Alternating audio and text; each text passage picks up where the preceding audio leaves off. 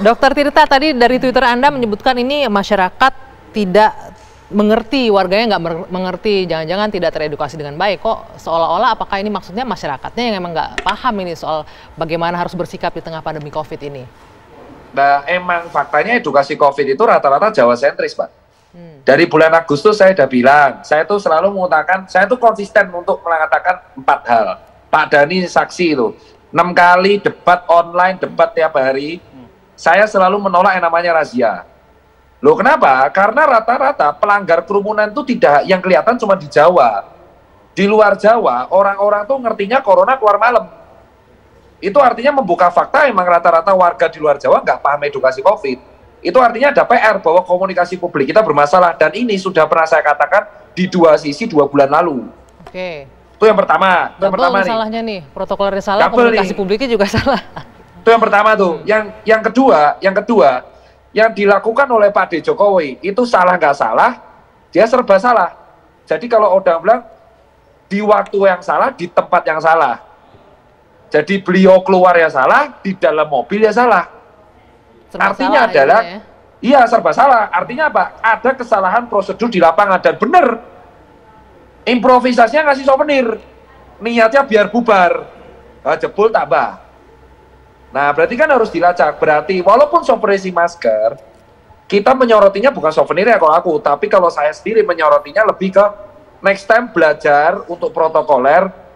Pak Jokowi itu sudah kayak influencer paling top di Indonesia.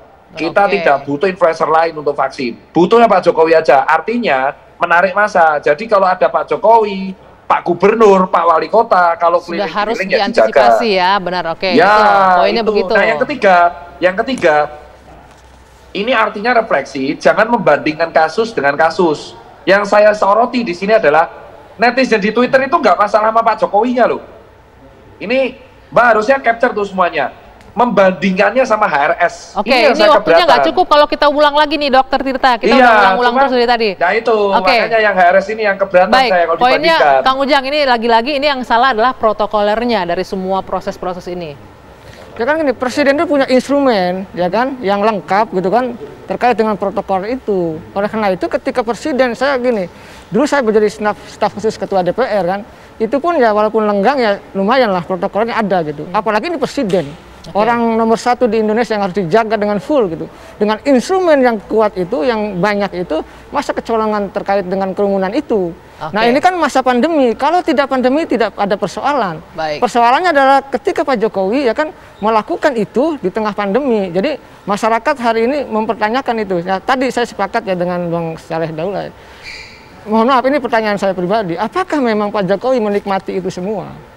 Itu pertanyaannya nanti disimpan nanti Pak Jokowi sendiri yang bisa menjawab. Oke, Bang Saleh, terakhir ini apa yang harus dilakukan ketika sudah terjadi peristiwa ini untuk evaluasi? Jadi menurut saya ini kan persoalan yang cukup dianggap serius. Kalau nggak serius ya 2 sisi nggak angkat tema ini. Ya, karena mungkin sudah jadi perdebatan di publik, di Twitter, di media sosial dan seterusnya. Dan karena itu karena dia serius tentu harus ditanggapi secara serius oleh pihak istana. Jadi harapan saya pihak istana coba melakukan evaluasi secara internal ya. Lalu nanti ada komunikasi publik yang disampaikan, apakah itu mengucapkan mohon maaf atau membuat statement tidak akan mengulangi lagi dan menjanjikan tadi itu akan dilakukan testing tracing dan akan melakukan edukasi seperti yang disarankan tadi.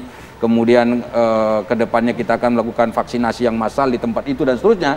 Saya kira ini lebih solutif ya dibandingkan kita nanti saling menyalahkan sana sini dan itu tidak baik ya. Apalagi di tengah kita sekarang lagi fokus menyelesaikan dan menangani COVID-19 dan juga memulihkan ekonomi kita yang saat ini masih mohon maaf dalam tahap resesi seperti itu. Oke, bagaimana itu Mas Dhani input-input dari narasumber malam hari ini? Semua input-input itu baik ya. Jadi prinsipnya memang kita harus melihat ke depan. Karena ini menjadi pembelajaran yang sangat serius bagi kita semua, khususnya pemerintah dalam kerangka edukasi publik, juga dalam kerangka pemberdayaan mekanisme dari perspektifnya masyarakat dalam komunikasi publiknya secara lebih masif. Nah, satu sisi bahwa namanya ini kita bicara perbaikan ke depan, memang kita harus melihat dari hulu ke hilirnya tadi, sehingga tidak hanya perspektif komunikasi publiknya dan juga psikologi masyarakat, tapi juga ada protap-protap yang perlu kita lakukan dengan lebih konsisten lagi di lapangan agar mendapatkan sebuah model dalam penanganan pandemi ini yang lebih baik lagi. Oke, khususnya dalam kedatangan pejabat-pejabat VIP. Baik. Terima kasih Bapak-Bapak atas kehadirannya dan diskusinya malam hari ini. Mas Dhani terima kasih, Bang Saleh Daule terima kasih, Kang Ujang terima kasih, Dr. Tirta terima kasih.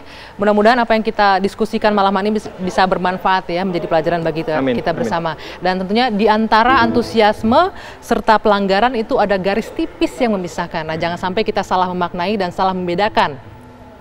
Dan sehingga tanpa disadari nantinya kita justru menjadi mata rantai penyebaran COVID itu sendiri. Saya Dwi Anggia malam hari ini saya akhiri Dua Sisi. Selamat malam, sampai jumpa.